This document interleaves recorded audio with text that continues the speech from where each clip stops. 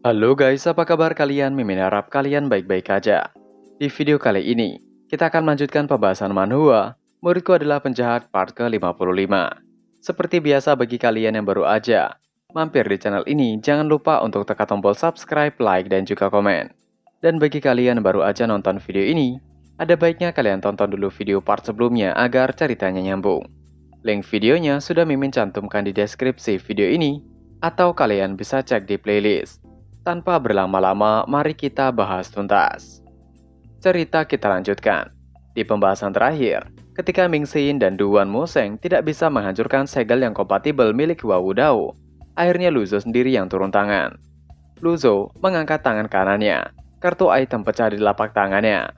Pusaran terlihat di langit yang kemudian dia memadatkan chi-nya menjadi energi. Dan tiba-tiba sambaran petir yang diselimuti energi menyambar dari langit. Zhou Jinfen dan Pan Zong menatap dengan mulut ternganga. Bagaimana mungkin itu adalah Thunder Blast? Begitu juga dengan Duan Museng, Ming Xin, dan Yuan Er. Mereka terkejut dengan teknik yang tidak biasa ini.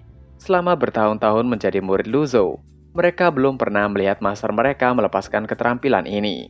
Apalagi skill ini adalah Thunder Blast. Mereka tahu bahkan 6 segel 8 diagram, dan 8 skrip tidak akan berguna di hadapan Thunder Blast. Semua akan hancur di bawah petir, yang kemudian suara ledakan yang begitu besar akibat dari sambaran petir terjadi, menghancurkan segel yang kompatibel milik Wu Dao. Percikan terbang kemana-mana dan awan asap memenuhi udara di sekitar Evil Sky Pavilion. Untuk sejenak keheningan terjadi.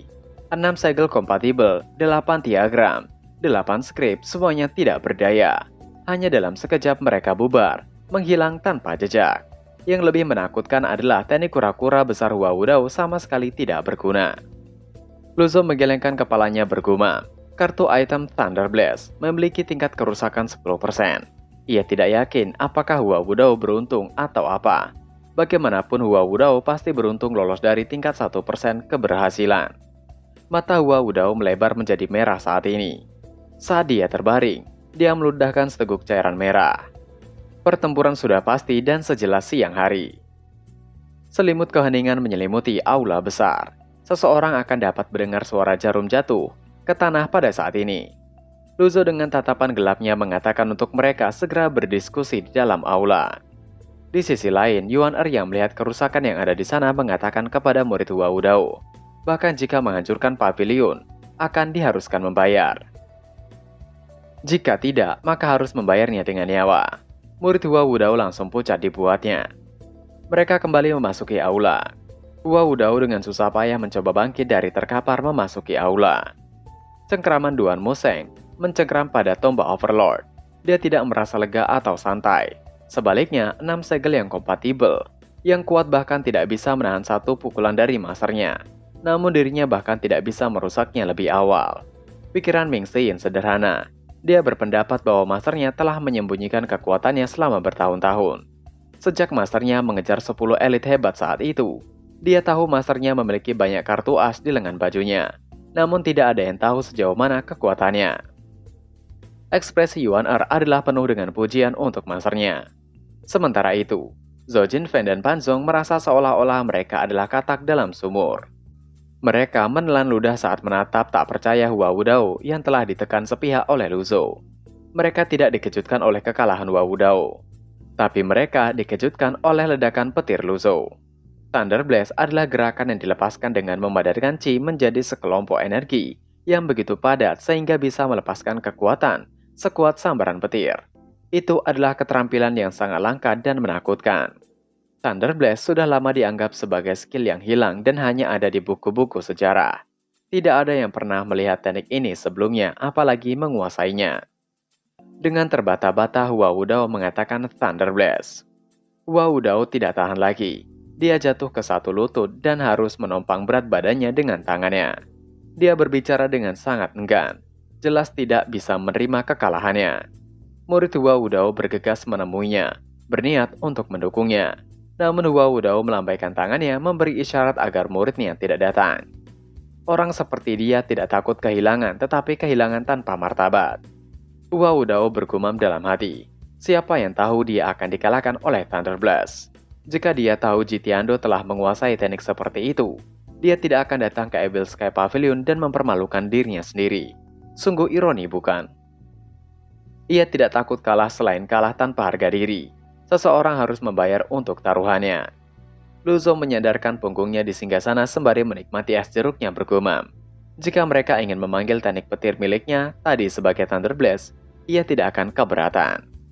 Karena tidak banyak yang diketahui tentang Thunder Blast dan tidak ada yang pernah melihatnya sebelumnya. Mungkin itu adalah mengapa semua orang yakin Luzo telah melepaskan Thunder Blast. Hua Wudao mulai batuk saat dia berdiri dengan susah payah. Dia menangkupkan tinjunya dan menggelengkan kepalanya sebelum dia berkata. Ia pikir ia bisa menahan 3 gerakan dari Luzo setelah dengan susah payah mengembangkan teknik segel yang kompatibel selama 20 tahun. Sayangnya ia telah salah dan terlalu naif. Ia salah besar. Dia tertawa. Itu semacam tawa mengejek dirinya sendiri. Ia bergumam pada diri sendiri. Segel kompatibel miliknya hancur hanya dengan 1 serangan. Untuk berpikir ia akan mampu menahan 3 serangan, itu hanya mimpi.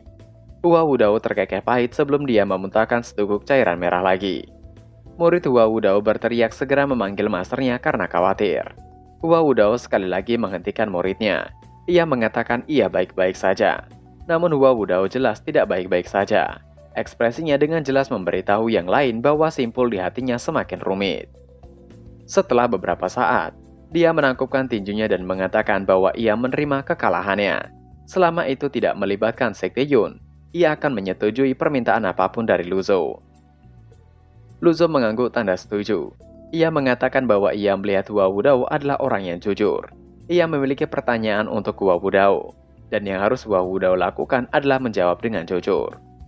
Hua Wudao dengan wajah pucat dan terlihat lebih tua meminta untuk Luzo mengatakan pertanyaannya. Wajah Luzo mulai serius menanyakan, siapa dalang di balik insiden The Savage Dragon? Ketika Hua Wudao mendengar pertanyaan itu, jantungnya berdetak kencang dan matanya melebar. Dia tergagap sepertinya enggan menjawab. Luzo menyipitkan matanya mengatakan, apakah Hua Wudao tidak mau menjawab pertanyaannya? Hua Wudao tampak bermasalah.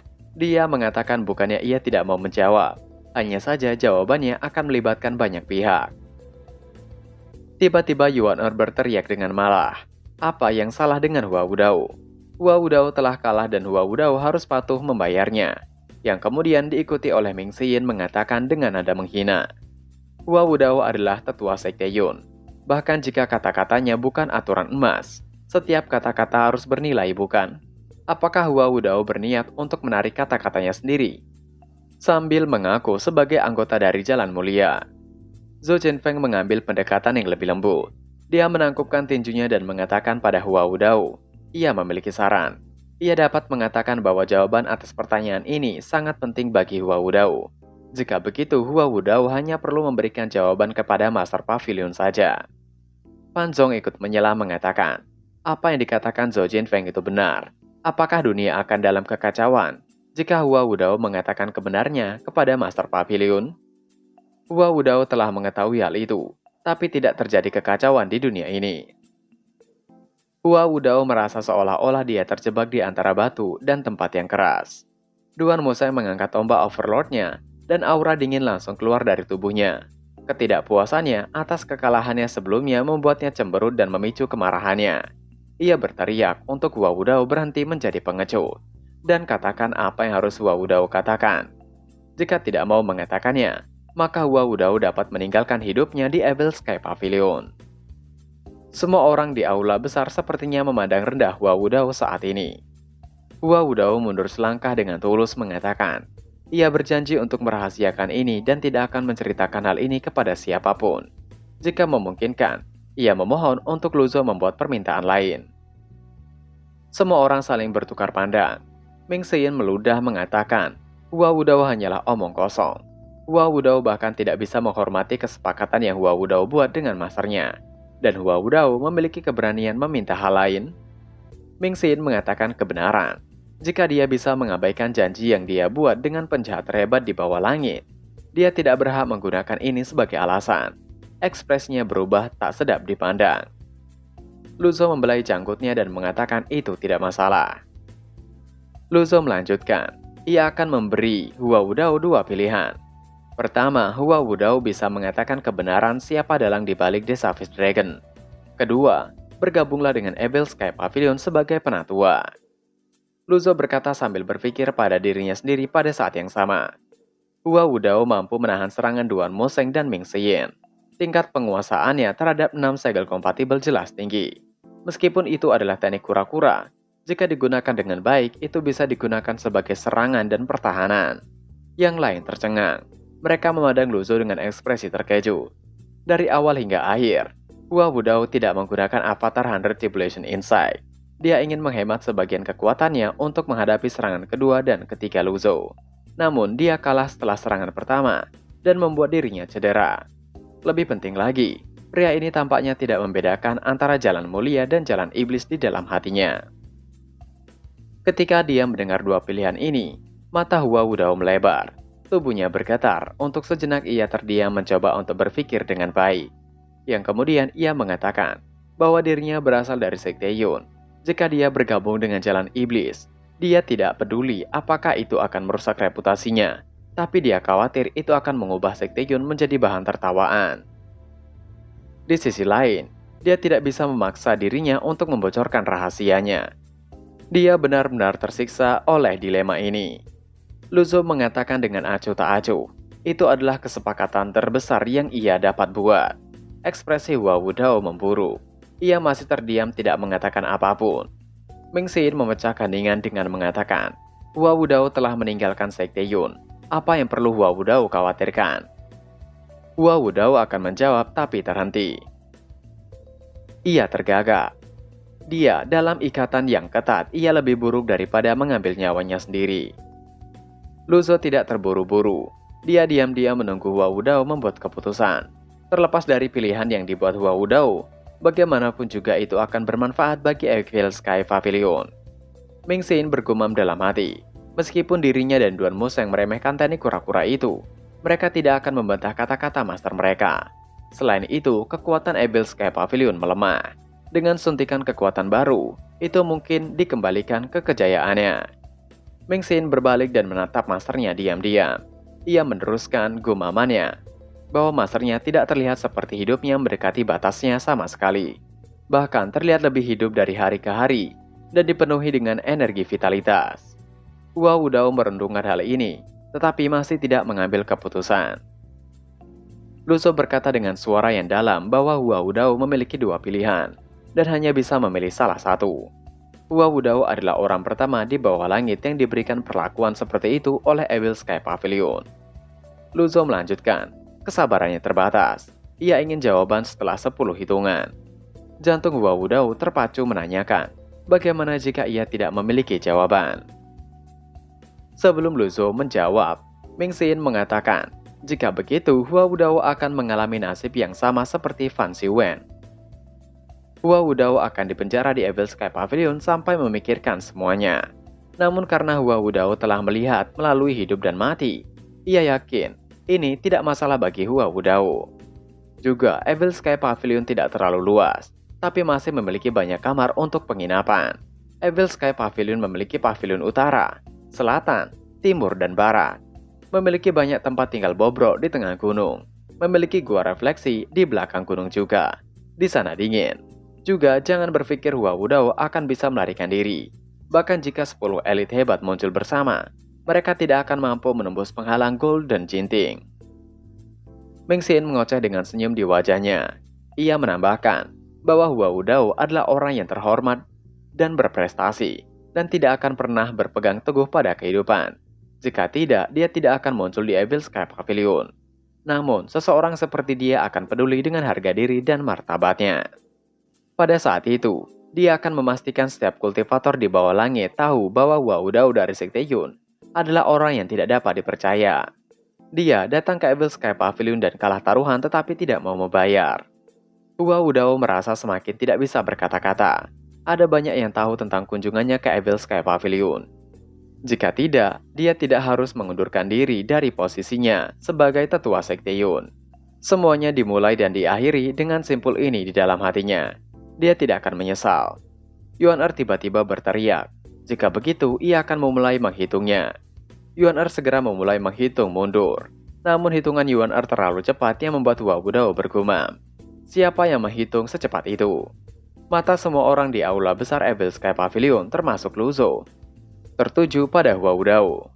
Akhirnya Hua Wudao menggelengkan kepalanya dan menghela nafas panjang. Setelah melihat ini, murid Hua Wudao langsung berlutut, ia mengerti. Mengatakan seharusnya Hua Wudao tidak melakukan itu. Wajah Hua Wudao menggelap. Ia tidak menoleh untuk melihat muridnya dan hanya mengatakan untuk muridnya kembali ke Sekte Yun. Tentu saja itu mengejutkan muridnya. Hua Wudao tersenyum mengatakan mulai hari ini dan seterusnya, dia bukanlah master dan tetua Sekte Yun. Ada banyak tetua di Sekte Yun. Ia yakin salah satu dari mereka akan bersedia mengajari muridnya. Ketika muridnya kembali, maka harus mengatakan bahwa dirinya Hua Wudao telah binasa di Evil Sky Pavilion. Sekali lagi muridnya memanggil, tapi segera Hua Wudao membentak untuk pergi. Dengan secepat kilat, murid Hua Wudao menghilang dari aula meninggalkan Evil Sky Pavilion. Hua Wudao menangkupkan tinjunya, mengatakan bahwa muridnya sedikit bodoh. Ia harap Lu Zhou tidak akan menentangnya. Lu Zhou membelai janggutnya mengatakan bahwa Evil Sky Pavilion memilih untuk berjalan di jalan yang berbeda dan meminta untuk Hua Wudao duduk. Lu Zhou berkata tolong, ini belum pernah terjadi di Evil Sky Pavilion. Dapat dilihat bahwa dia menghargai Hua Wudao. Hua Wudao duduk. Lu Zhou memandangnya dengan tatapan ingin tahu sebelum dia mengatakan dengan tenang. Hua Wudao lebih memilih bergabung dengan Evil Sky Pavilion daripada mengatakan kebenaran siapa dalang di balik insiden The Savage Dragon. Hua Wudao meminta maaf atas pilihannya itu. Lu Zhou menanyakan, apakah Hua Wudao tidak takut ia akan menggunakan kekerasan untuk menginterogasi Hua Wudao di masa depan? Bagaimanapun, ini adalah Evil Sky Pavilion. Mereka semua adalah penjahat yang hebat. Tidak peduli seberapa jahat suatu tindakan, tidak akan mengejutkan melihatnya di sini. Hua Wudao menggelengkan kepalanya dan menghela nafas. Jika itu yang terjadi, ia hanya bisa meminta kematian. Tiba-tiba sistem notifikasi muncul, yang mana Lu Zhou telah merekrut bawahan. Loyalitasnya berada di 5%. Lu Zhou berdiri mengatakan bahwa Hua Wudao berbeda dari Fan Xiwen. Hua Wudao lebih beruntung daripada Fan Xiwen atau Leng Luo. Zhou Jinfeng dan Pan Zhong sopan. Mereka mengepalkan tangan ke arah Hua Wudao dan memberikan salam pada Hua Wudao selaku tetua Evil Sky Pavilion yang baru. Wajah Hua Wudao memerah. Dia tidak tahu apakah dia harus menanggapi salam atau tidak. Dia benar-benar merasa canggung. Pada saat ini, Ming Xiyan mengatakan Hua Wudao hanya khawatir tentang ejekan dari dunia. Itu masalah yang mudah untuk dipecahkan. Hua Wudao harus mengubah namanya. Yang lain mengangguk. Ming Xiyan ada benarnya, mereka menyarankan berbagai nama. Namun Hua Wudao tidak menanggapinya, ia akan tetap menggunakan nama lamanya. Tiba-tiba ada seekor burung pembawa surat. Yuan Er segera menangkapnya mengatakan bahwa surat itu dari Jiang Ajian yang tidak tahu malu. Lu Zhou meminta untuk Yuan Er membawakannya padanya. Lu Zhou bergumam, ia rasa itu adalah tentang insiden The Savage Dragon. Dalam surat itu tertulis bahwa dalang di balik insiden The Savage Dragon adalah pangeran kedua. Pelaku utama pertempuran di Sungai Measuring Heaven adalah Jenderal Wei Zhouyang dari Changning. Kaki tangannya adalah pemimpin kesatria hitam Leng Luo atau Fan Xiwen. Dilanjutkan dengan permintaan Jiang Ajian bahwa ia telah membayar harga yang mahal untuk mendapatkan informasi ini. Sejujurnya, jika Lu Zhou tidak memberinya kompensasi dengan pedang yang bagus, ia akan sangat sedih. Lu Zhou bergumam, dengan informasi ini, semuanya menjadi jelas sekarang. Namun tidak ada riak yang terlihat di wajah Lu Zhou. Sebenarnya dia memiliki tebakan tentang hal-hal yang tidak akan dibicarakan oleh Leng Luo dan Hua Wudao. Surat Jiang Ajian hanya mengkonfirmasi kecurigaannya. Dia melambaikan tangannya, surat itu segera menjadi debu. Yuan Er tentu penasaran dengan isi suratnya menanyakan kepada Lu Zhou. Lu Zhou menjawab dengan santai bahwa dalang di balik insiden The Savage Dragon adalah pangeran kedua. Ketika dia mendengar ini, Hua Wudao langsung jatuh dari tempat duduknya. Wajahnya sangat pucat dan matanya terbuka lebar. Lu Zhou meminta untuk segera membawa Hua Wudao pergi. Yuan Er bingung dengan tingkah Hua Wudao. Padahal itu hanyalah informasi dari dalang di balik insiden The Savage Dragon. Tapi mengapa Hua Wudao begitu gugup? Lu Zhou mengangguk dan bergumam, jika itu adalah seorang fana atau seorang kultivator yang hebat, segalanya akan menjadi sederhana. Dia hanya bisa menghadapinya sesuai dengan aturan dunia kultivasi. Namun, dia tidak menyangka bahwa seorang pangeran terlibat dalam hal ini. Perselisihan pangeran seharusnya tidak melibatkan warga sipil. Luzo tidak akan meremehkan kekuatan keluarga kekaisaran. Bagaimanapun, keluarga kekaisaran adalah yang membuat Gratian stabil selama ini. Prajurit dan perwira yang menjaga sudut-sudut kekaisaran dan para kultivator hebat yang beroperasi di tempat terbuka dan dalam kegelapan membentuk fondasi stabilitas Gratian. Tidak heran Hua Wudao enggan membocorkan informasi itu. Luzo akhirnya mengatakan untuk memberitahu Jiang Ajian bahwa ia telah menyiapkan pedang yang bagus untuknya. Tapi Jiang Ajian harus datang ke Evil Sky Pavilion sendiri. Dan chapter pun berakhir. Nah, itu tadi adalah pembahasan manhwa. Muridku adalah penjahat part ke-55. Seperti biasa sebelum mengakhiri video ini, Mimin ingatkan untuk kalian bahagia dan sehat selalu. Terima kasih.